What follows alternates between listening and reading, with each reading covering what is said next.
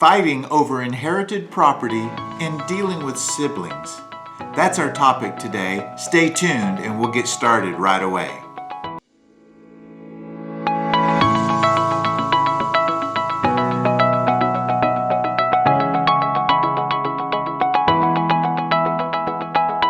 Hi, I'm Kes Stadler, Associate Broker with Atlanta Communities and Certified Probate Real Estate Specialist and Advisor. And today we're going to talk about what to do when you have one or more family members that inherit a piece of property and have a dispute on how to divide the proceeds. If you are new here, welcome to our channel. We try to give you informative information to help you make decisions that need to be made when loved ones passed away regarding probate, executorship, and administrative duties, and we can help you through the whole process. So let me give you some guidance and some details on how to handle the sibling issues that will come up with inherited property. Okay, so you can imagine, what do I do if one or more siblings have inherited the property and there's a dispute on how to divide it up? This is where your probate attorney gets involved, and this is where we can help you through the process once you get the probate issues taken care of. There are a variety of ways that this issue can be resolved. First and most importantly, you need to figure out, how is the property owned? Is it free and clear? Is there a mortgage on it? Are there liens? These are all questions that need to be asked and answered before you can really move into all the details. Okay, another question is, has a designated beneficiary been assigned, an executor, and has the property gone through probate? Obviously, it needs to be done, and that's where the attorneys can get involved and help you.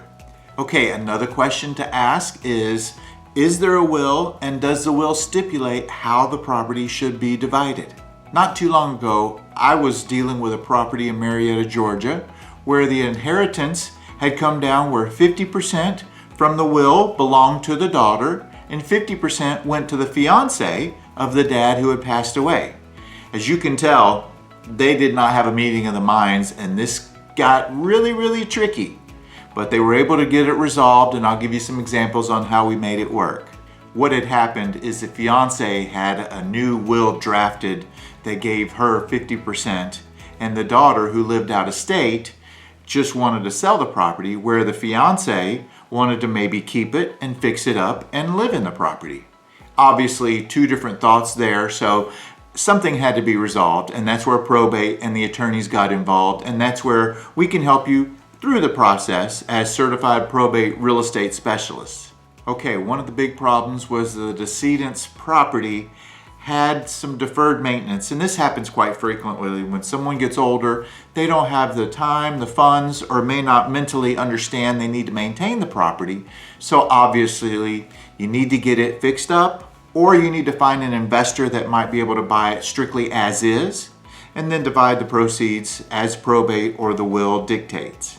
Okay, in this case, I was just mentioning to you what wound up happening was the fiance was able to secure a mortgage for the property, and she basically bought out the daughter for her 50% of the property, and luckily they were able to get that resolved without having to take it to court, because it can get messy, it can get tricky if two or more parties don't have a meeting of the minds.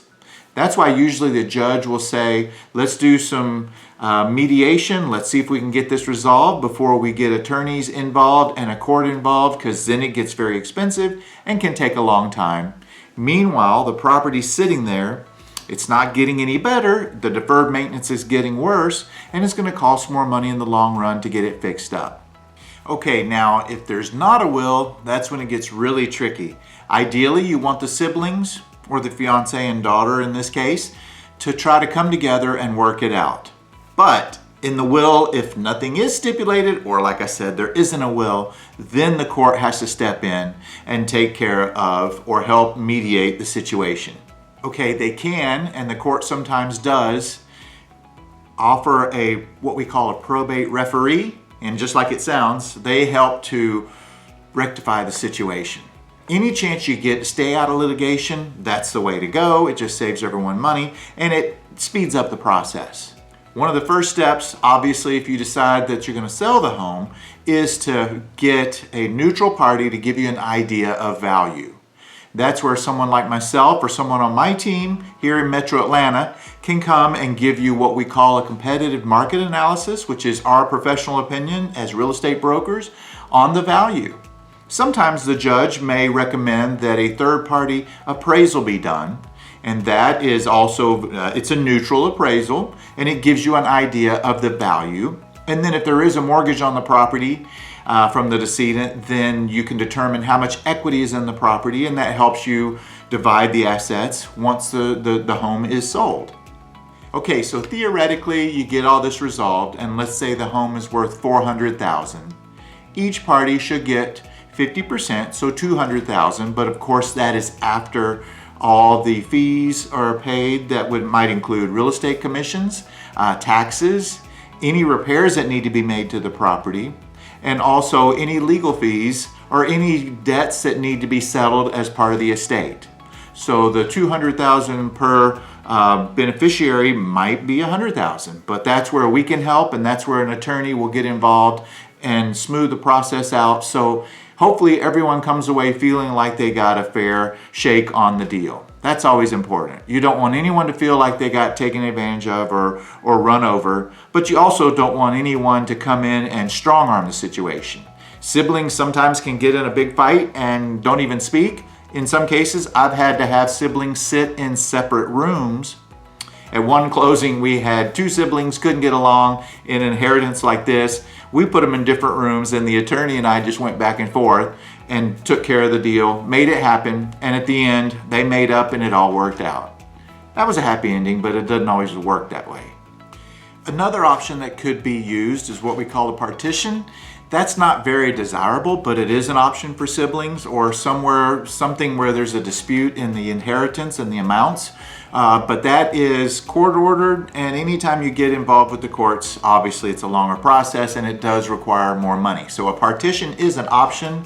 That's something we can talk about. Feel free to send me a message or something like that, and I'll give you more details on it. But there are other ways to make this happen. Okay, well, I hope this was helpful. This was just a broad view of how to handle siblings, inheritance issues, and obviously that is a big problem, but it doesn't have to be. So hopefully we gave you some good information. Be sure to like my channel, subscribe, and if you have any questions, put a comment below or send me a private message or call me. I always give out my cell phone number, even though I have a team. I have 25 years experience, but you can call me directly. So feel free to reach out anytime. I am known as the Singing Realtor here in Metro Atlanta, but I am a real estate probate specialist and an advisor, and I can help you through the process. There's a lot that goes into it. You would be surprised how much hand-holding that needs to be done. And sometimes we are the referees as real estate brokers, but I can help you through that process. So like, subscribe, take a look at the next video, and let me know if there's a question you have or a video you want me to cover. I'll be happy to get that up and loaded here right away. Take care and have a great day.